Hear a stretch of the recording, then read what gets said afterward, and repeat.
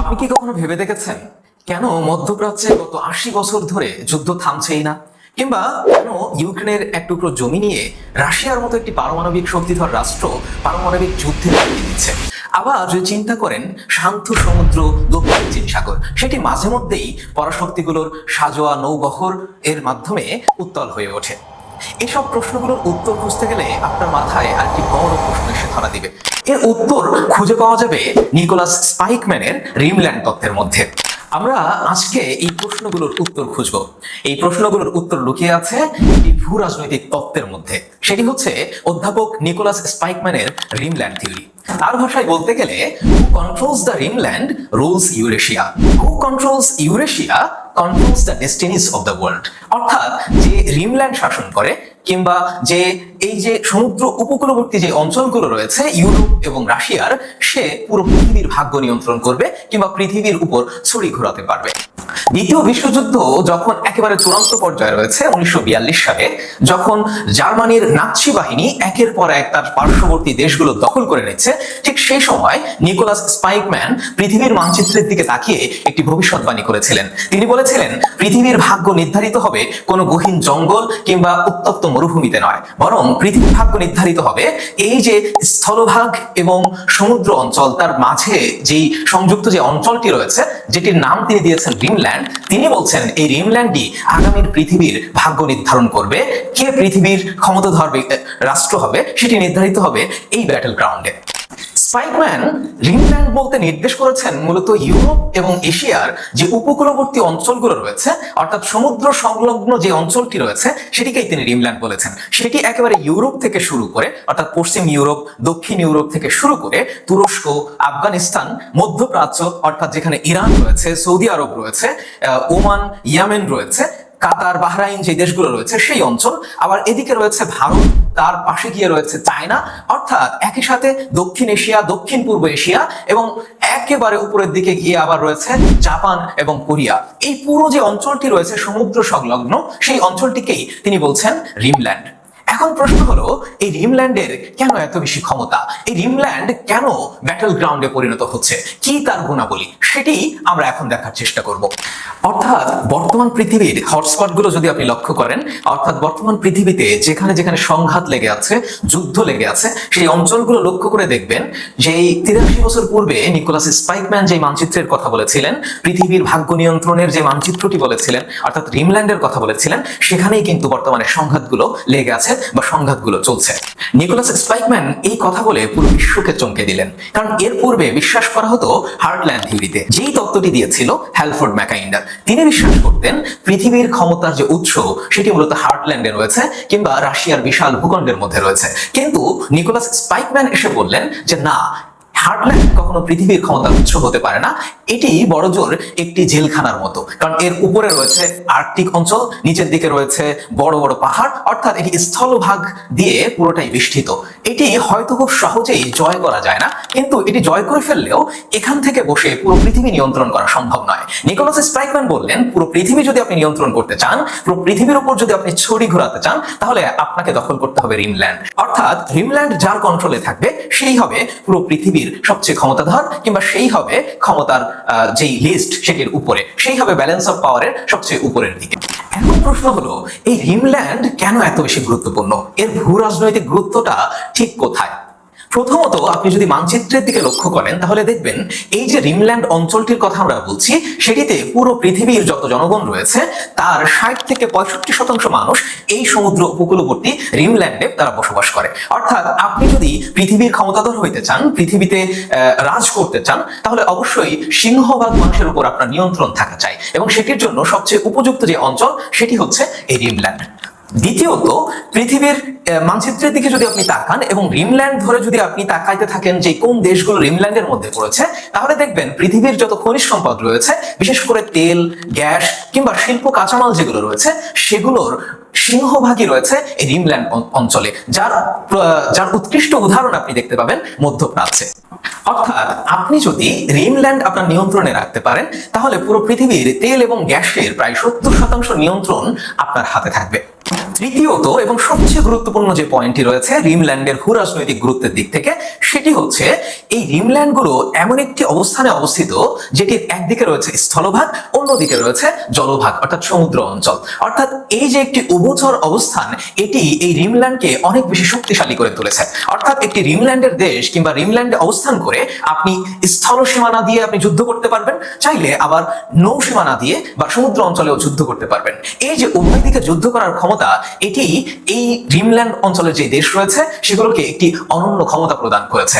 অর্থাৎ এই রিমল্যান্ড অঞ্চলটি এক ধরনের সামরিক যে ঘাঁটি রয়েছে সেটির মতো ভূমিকা পালন করে। অর্থাৎ রিমল্যান্ডে বসে আপনি উত্তর দিকটা নিয়ন্ত্রণ করতে পারেন বা উত্তর দিকটা নজরদারিতে রাখতে পারেন, আবার দক্ষিণ দিকটা প্রশান্ত মহাসাগর, ভারত মহাসাগর, সেই অঞ্চলটাও আপনি নজরদারিতে রাখতে পারেন। অর্থাৎ সকলকে যদি আপনি একই সাথে নজরদারিতে রাখতে চান, আপনার করতলে রাখতে চান, তাহলে আপনাকে রিমল্যান্ডের যে আসনটি রয়েছে সেখানে এসে বসতে হবে। আপনি হার্টল্যান্ডে বসে থাকলে আপনি একটা পোর্শন হয়তো নিয়ন্ত্রণ করবেন, কিন্তু আপনি পুরো পৃথিবীর উপর নজর রাখতে পারবেন না, কিংবা পুরো পৃথিবীর উপর যেই প্রভাব বিস্তার করার যে ব্যাপারটি, সেটি আপনার দ্বারা সম্ভব হবে না। চতুর্থত এবং আরো একটি গুরুত্বপূর্ণ যে বিষয়, সেটি হচ্ছে বিশ্ব বাণিজ্য। বিশ্ব বাণিজ্যের সিংহভাগ বা 80% মতোই হয় সমুদ্র অঞ্চল দিয়ে, এটি আমাদের সকলের জানা। এবং এই সমুদ্র অঞ্চলটি মূলত অবস্থিত কোথায়? সমুদ্র অঞ্চলের পাশেই অবস্থিত রিমল্যান্ড। অর্থাৎ রিমল্যান্ড ঘেঁষেই বিশ্বের বাণিজ্যের সিংহভাগই সম্পন্ন হয়। এবং আগেই বলেছি এই রিমল্যান্ডই হচ্ছে খনিজ তেল, গ্যাস এবং শিল্প কাঁচামালের অধিকারী। সুতরাং ব্যবসায়িক হাব বলা যেতে পারে এই রিমল্যান্ড অঞ্চলকে।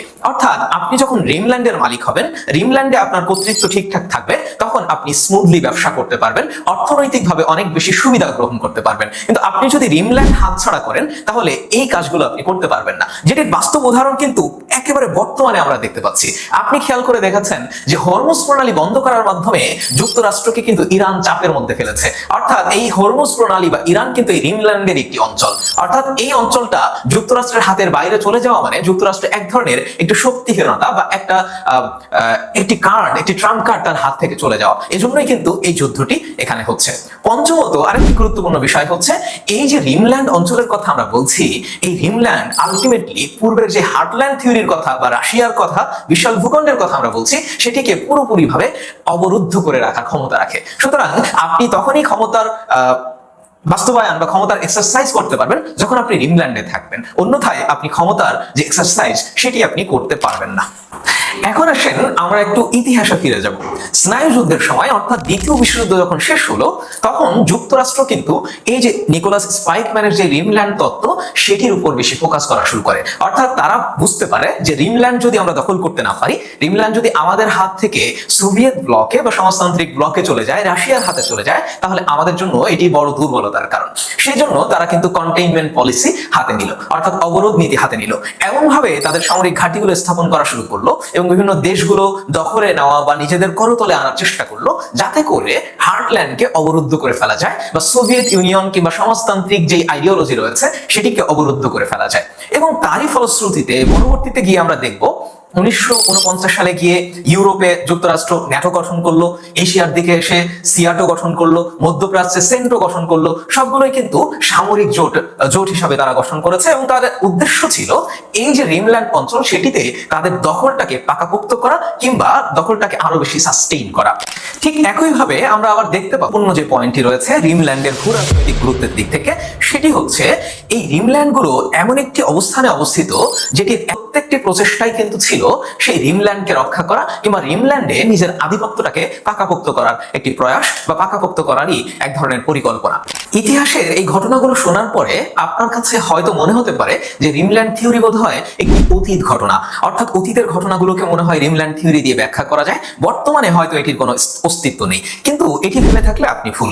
বর্তমানে যেই সংঘাতগুলো পৃথিবীতে চলছে সেগুলোও কিন্তু এই রিমল্যান্ড থিওরি দ্বারা ব্যাখ্যা করা যায়, কিংবা এই রিমল্যান্ড অঞ্চলেই যুদ্ধগুলো সংঘটিত হচ্ছে। আপনি যদি রাশিয়া এবং ইউক্রেনের যুদ্ধের দিকে তাকান, অর্থাৎ রাশিয়া কোনোভাবেই চায় না ইউক্রেন ন্যাটোতে যোগদান করুক। তার কারণ হলো এই রিমল্যান্ড অঞ্চলে তার আধিপত্যটাকে বজায় রাখা। ইউক্রেন যদি ন্যাটোতে ন্যাটোতে যোগদান করে, তাহলে রাশিয়ার জন্য রাশিয়াকে আলটিমেটলি যেই যুক্তরাষ্ট্রের সামনে বা ন্যাটোর সামনে উন্মুক্ত করে দেওয়া হবে। অর্থাৎ তার যে নিরাপত্তা খর্বিত হবে। একই সাথে সে কৃষ্ণ সাগরের যে আধিপত্য সেটি তার খর্ব হবে এবং কৃষ্ণ সাগরের যে তার যে অ্যাক্সেস রয়েছে সেটি কিন্তু বিনষ্ট হওয়ার একটি সম্ভাবনা রয়েছে। এবং এই কারণেই এই যে রিমল্যান্ডের যে অ্যাক্সেস সেটি যাতে কোনোভাবেই বিনষ্ট না হয় সেজন্যই কিন্তু রাশিয়া কোনোভাবেই ইউক্রেনকে হাতছাড়া করতে চায় না। আবার চীন এখন সমুদ্রপথে শক্তিশালী হওয়ার একটি ব্যাপক প্রয়াস চালাচ্ছে। সে দক্ষিণ চীন সাগরটাকে পুরোপুরি নিজের দখলে আনার জন্য কৃত্রিমভাবে কিন্তু সেখানে দ্বীপ তৈরি করছে এবং দক্ষিণ চীন সাগরে তার আধিপত্যকে রুখে দেওয়ার জন্য আমেরিকা বা যুক্তরাষ্ট্র কিন্তু সবসময় তৎপর হয়ে আছে এবং কোরিয়া, জাপান, অস্ট্রেলিয়া এদেরকে সাথে নিয়ে চীন বিরোধী বা চীনের এই আধিপত্য বিরোধী যাতে চীন দক্ষিণ চীন সাগরে অনেক বেশি প্রভাবশালী হয়ে না ওঠে সেজন্য কিন্তু কাজ করে যাচ্ছে। আমরা সেই উদ্যোগ হিসাবে অনেকগুলো স্ট্র্যাটেজি এখানে দেখতে পাবো। এখানে আমরা কোয়াড দেখবো, এখানে আমরা স্কোয়াড দেখবো, এখানে ইন্দো প্যাসিফিক স্ট্র্যাটেজিরও একটি পার্ট আমরা এখানে দেখবো। এই সবগুলো চেষ্টাই কিন্তু চীনকে দক্ষিণ চীন সাগরে রুখে দেওয়ার একটি চেষ্টা। নিকোলাস স্পাইকম্যান বলেছিলেন যে চীন যদি তার যে সামুদ্রিক শক্তি বা নৌশক্তিকে বৃদ্ধি করছে সেটি আরো বৃদ্ধি করে দক্ষিণ চীন সাগর যদি তার দখলে পুরোপুরি চলে যায় এবং তাইওয়ানকে যদি সে দখলে নিতে পারে তাহলে সে কিন্তু অন্যতম শক্তিশালী খেলোয়াড়ে পরিণত হবে। এবং সেই পথে বাধা দিতেই অর্থাৎ রিমল্যান্ড যাতে তার করতলে চলে না যায়, দক্ষিণ এশিয়া বা দক্ষিণ পূর্ব এশিয়ার রিমল্যান্ড অঞ্চল এই চেষ্টাটি কিন্তু যুক্তরাষ্ট্র সারাক্ষণই করে যাচ্ছে। আবার মধ্যপ্রাচ্য কিংবা ইরান কিন্তু এই যে রিমল্যান্ডের একটি গুরুত্বপূর্ণ পার্ট, অর্থাৎ রিমল্যান্ড ইউরোপ থেকে শুরু হয়ে যে এশিয়ার দিকে শেষ হয়েছে তার ঠিক মাঝখানে অবস্থিত হচ্ছে মধ্যপ্রাচ্য কিংবা হচ্ছে এই ইরান। ঠিক এই কারণে ইরানের গুরুত্ব কিংবা মধ্যপ্রাচ্যের গুরুত্ব অনেক বেশি। এজন্য মধ্যপ্রাচ্যে এই মাঝখানে বসে সব পরাশক্তিগুলোই তাদের ছড়ি ঘোরাতে চায় পুরো পৃথিবীর উপরে। ঠিক এই কারণে আমরা দেখতে পাবো যে এই মধ্যপ্রাচ্যে গত 80 বছর ধরে যে যুদ্ধ লেগে আছে তা কখনোই থামছে না এই পরাশক্তিগুলোর এই ভূরাজনৈতিক সমীকরণের কারণে। ইরানকে যদি ছেড়ে দেওয়া হয়, যদি তাকে দমিয়ে রাখা না হয়, তাহলে ইরান যদি শক্তিশালী হয়ে ওঠে তাহলে এশিয়া এবং ইউরোপের মাঝে যে যোগসূত্রটি রয়েছে সেটি কিন্তু নষ্ট হয়ে যাওয়ার সম্ভাবনা রয়েছে। কিংবা ইরান যদি যুক্তরাষ্ট্রের বিপরীত ব্লকের দিকে পুরোপুরিভাবে চলে যায় এবং যুক্তরাষ্ট্রকে যদি সেই তেল সম্পদ সহ মধ্যপ্রাচ্যে অ্যাক্সেস নিতে যদি সমস্যার মধ্যে পড়তে হয় তাহলে কিন্তু তার জন্য এটি অনেক বড় ব্যর্থতার কারণ হয়ে দাঁড়াবে। ঠিক সেই কারণেই কিন্তু ইরানে বা মধ্যপ্রাচ্যে একের পর এক যুদ্ধ লেগে আছে, যা আমরা ইতিহাসের দিকে তাকালে দেখতে পাবো যুদ্ধের শেষই হতে চায় না। সর্বশেষ আরেকটি উদাহরণের কথা আমরা বলতে চাই, সেটি হচ্ছে চীনেরই একটি উদাহরণ। চীন এই রিমল্যান্ড থিওরিকে একটি অনন্য পর্যায়ে নিয়ে গিয়েছে BRI প্রকল্পের মাধ্যমে, অর্থাৎ বেল্ট অ্যান্ড রোড ইনিশিয়েটিভ যেটি তারা নিয়েছে সেটির দিকে যদি আপনি লক্ষ্য করেন, সেটির মানচিত্র যদি আপনি দেখেন তাহলে আপনি দেখতে পাবেন যে সে চেষ্টা করছে হার্টল্যান্ড এবং রিমল্যান্ডকে স্থলভাগের মাধ্যমে কানেক্ট করা এবং পোর্টগুলা বা সমুদ্র অঞ্চল বা উপকূলীয় অঞ্চলকে কানেক্ট করে বিশ্ব বাণিজ্যকে নিয়ন্ত্রণ করার একটি চেষ্টা। অর্থাৎ এই যে এশিয়া এবং ইউরোপীয় যে অঞ্চলটি রয়েছে যেটিকে রিমল্যান্ড বলেছেন নিকোলাস স্পাইকম্যান, সেটি দখল করে সেটি একচ্ছত্রভাবে নিজের নিয়ন্ত্রণে এনে সেখানে যুক্তরাষ্ট্রের প্রভাব একেবারেই কমিয়ে আনার চেষ্টাই কিন্তু BRI। এবং তার বিপরীতে যুক্তরাষ্ট্র কিন্তু এই রিমল্যান্ডকে যাতে হারাতে না হয় সেজন্য BRI কে টক্কর দেওয়ার জন্য, BRI কে সামলানোর জন্য কিন্তু বিভিন্ন ধরনের উদ্যোগ একের পর এক যুক্তরাষ্ট্র নিয়ে যাচ্ছে। নিকোলাস স্পাইকম্যান বলেছিলেন ভূগোল কখনো পরিবর্তন হয় না, অর্থাৎ অন্য সবকিছু পরিবর্তন হলেও ভূগোলের জায়গায় থাকে। অর্থাৎ যেই পাহাড়টি দ্বিতীয় বিশ্বযুদ্ধের সময় ছিল, প্রথম বিশ্বযুদ্ধের সময় ছিল, সেটি এখনো আছে। যেই সমুদ্র অঞ্চলটি ছিল সেটি এখনো আছে। ঠিক এই কারণে ভূ রাজনৈতিক যে গুরুত্ব সেটি সবসময় বলবৎ থাকে। ঠিক এ কারণেই রিমল্যান্ড যে থিওরিটি তিনি প্রদান করেছিলেন সেটি এখনো প্রাসঙ্গিক এবং ভবিষ্যৎ বিশ্বের যে রাজনীতি সেখানেও প্রাসঙ্গিক হয়ে থাকবে। অর্থাৎ রিমল্যান্ড যে হারাবে, রিমল্যান্ডের দখল যার হাত থেকে চলে যাবে, সে কিন্তু ইতিহাসে বা পাওয়ার অফ ব্যালেন্সে এক ধরনের ব্যাকফুটে চলে যাবে। সকলকে অসংখ্য ধন্যবাদ জানাচ্ছি এতক্ষণ ধরে শোনার জন্য। সকলকে পরবর্তী ভিডিও দেখার আমন্ত্রণ জানিয়ে আজকের মতো বিদায় নিচ্ছি। আল্লাহ হাফেজ।